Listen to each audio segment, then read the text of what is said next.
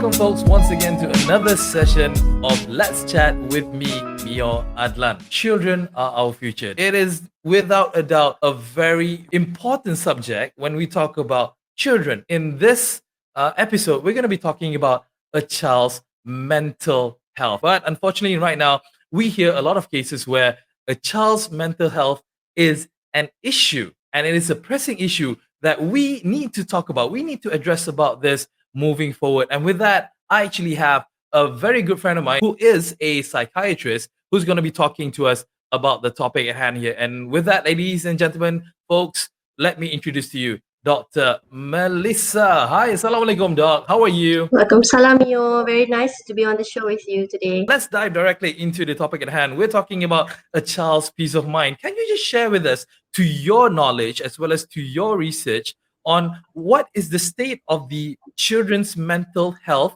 in Malaysia? Do you have some data, or do you have some sort of information that you can share with us in comparison to how it was, before? Okay, well, we have the latest studies last year.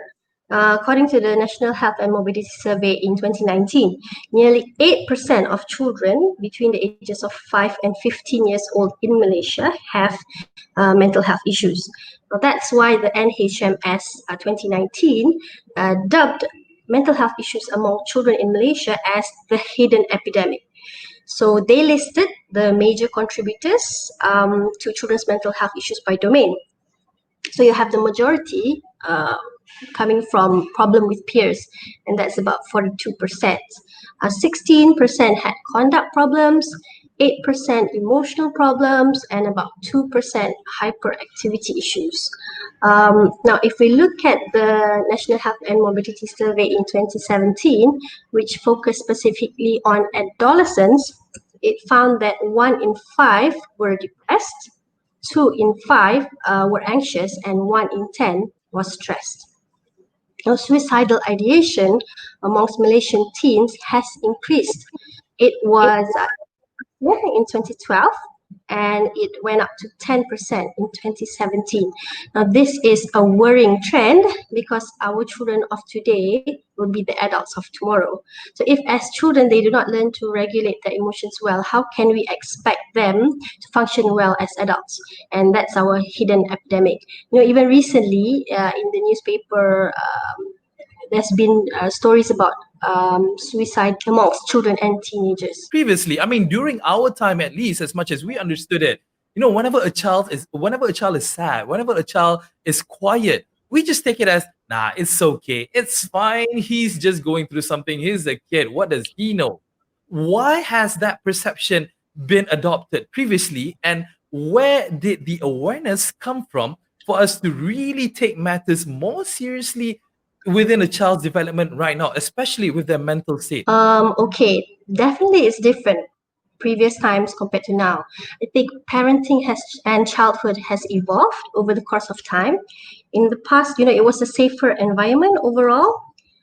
Kids could go out and play with their neighbors and friends, and parents didn't have to worry much about the safety. So parents were quite confident that the child would come back home before dusk. So this was still relevant even in our time when we were kids, Mio. So I think how parents handled things for that era was fine. But nowadays, there's a lot more issues going on. You hear about child kidnappings and other horrendous crimes, and parents are scared to let children out of their sight. So indirectly, parents become more overprotective over their children. And at the same time, because they're more busy, they don't have much time to supervise, children are not allowed outdoors as much as before. So they are more cooped up at home. So when children don't have as much outdoor time, they don't have such an outlet to release stress, to develop their social skills, to overcome their fears. On top of that, it's the digital era. So kids coop up at home, what else would they be doing? Playing on the gadgets. But when you said that, nowadays we're worried about kidnapping, we're worried about, cars on the road, and how we need to be super aware of our children when they're outside. Don't these things exist when we were children before? Can we actually blame the advancement of technology, the advancement of social media, on how people are spreading the news, when people are, sharing things out there? But yeah, why are we so protective right now versus 10 years or 20 years before? Okay, so when you talk about gadgets and technology, you're talking about smart media like smartphones, iPads, tablets. Previously, I think it was just traditional media, just your TV, like you said, TV, radio, and all that lah. So when it's the smart media, most of the time this involves the internet. So with advancing technology, children get exposed to the internet at a much younger age. So granted that children nowadays, they need to be tech savvy to keep up with times, but it's not without its disadvantages. However, when they spend too much time on their gadgets, on the internet, this can be detrimental to their health, physical health as well as their mental health. So it can affect the child's sleeping patterns, eating patterns, as well as their performance in school. So they've done studies globally where they compared smart media addiction or internet addiction with psychiatric illnesses in the younger generation. So they did find a significant association, almost 100%, with attention deficit hyperactivity disorder, 75% with depression, and 57% was associated with anxiety. Now, when we look at Malaysia, year by year, the percentage of internet users is on the rise. So in 2016, it was 77%, and in 2018, it was 87%. So that's a 10% rise in internet users. So, the surveys that they do, National Health and Morbidity Survey, the one in 2017 done on adolescents, it showed that 2 out of every 7 secondary school students were addicted to the internet. So why are we so worried about this? These are the things that we didn't have to worry about before. But now, without proper supervision, children and adolescents, they can engage in excessive, inappropriate, or even dangerous online activities, such as online gaming, online gambling, viewing pornographic websites, and so forth. And they can even be involved in talking to strangers online or cyberbullying environments. So yes, I do think the emergence of gadgets and technology is somewhat related to children's mental health issues. I'm not suggesting we cut it out altogether because it is necessary. In classrooms, we use it as a learning aid, as a tool, and you can get information very fast at the tips of your fingers. But what's important is for parents to supervise and set limits so it doesn't go overboard. You mentioned about bullying. Okay, I have something to talk about bullying because again, I come from a boarding school kind of lifestyle, and as you know how it was 20 years ago, bullying was part of the game. It makes you stronger.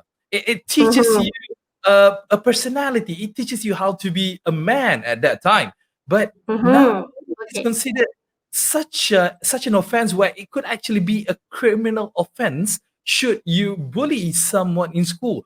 Why the difference again? All right. Okay. So let's define bullying first. Hmm. So bullying is defined as being on the receiving end of unpleasant and bad actions, such Right. as when you're being teased in an unpleasant way or when you're left out of things on purpose. So Hmm. you can have various forms of it. You have physical abuse, verbal abuse, even cyberbullying. Now, in the survey that they did in 2017, 1 in 6 adolescents were being made fun of how their body or their face looks. So you know how people say to children, "Hey, just deal with it. Bullying is just a part of growing up." Um, this is actually a myth. So bullying has actually never been okay, and it will never be okay. It's just that because information travels faster now, you can see the impact that bullying has on our children and teens. They get physically injured up to the point of hospitalization. Some of them even resort to suicide. Like the latest one in the newspaper, where the supposed boyfriend threatened to reveal the girl's pictures online. That is a form of cyberbullying. So with that, she committed suicide. So I guess with this in our faces, how can we not do anything about it now? We take it more seriously now because we are more aware of it. So, and now we have the means to do something about it. By saying so that you said that right now because we are more informed that we get more Mm. information faster. Are you trying to say that before we were just plain ignorant? We just didn't know what to do. There was no outlet for us to express ourselves? Yeah, probably part of it. Yeah, we probably just swept it under the carpet a little bit. And I suppose first it wasn't maybe as bad as it is now, with technology and internet and all that, that this thing can be exaggerated, the bullying itself, right? So you can threaten people, you can shame people online where you are anonymous behind your keyboard warrior. So it's become even more aggressive, the bullying. But it's something because again, a lot of people are actually suggesting that it builds character. As I mentioned earlier, it builds character. It makes you a man if you're a boy and everything. It makes you stronger and everything. But again, there's always other solutions, other methods other than resorting to this. Another thing, Mio, that we don't look at, we only usually look at the victims of bullying, but we don't look at the bullies themselves. What makes them bully? So I think most of the time maybe they have low self-esteem or they were bullied in the past. So they become bullies after that. So if we can actually help the bullies, not just punish them, if we can help them, we might be able to break the vicious cycle. Lastly, though, I do want to ask you, as a practitioner, you see this thing all the time. Maybe you could advise our viewers, what can they do? What could parents do specifically to ensure that their children grow in a harmonious, in a proper home? How can they be mentally strong moving forward? Okay, so first of all, the basis is it's important for parents to develop an emotional connection with their children, a bond. So you have to make time for them, real quality time. This means listening to them talk about their day, about school, about their friends, even the little things. So this is important. So when they grow older, they know that they can turn to you. They have someone to talk to. They can discuss with you about anything, and they won't go to other untrustworthy sources, which is how they might end up in trouble. So you can't expect, if you're not close to your children when they're young, suddenly when they're teens, you're like, oh, how come my child is not talking to me? Right? So you have to build that emotional bond from the beginning. But at the same time, it's important that we are firm, set rules and boundaries, and teach your children discipline.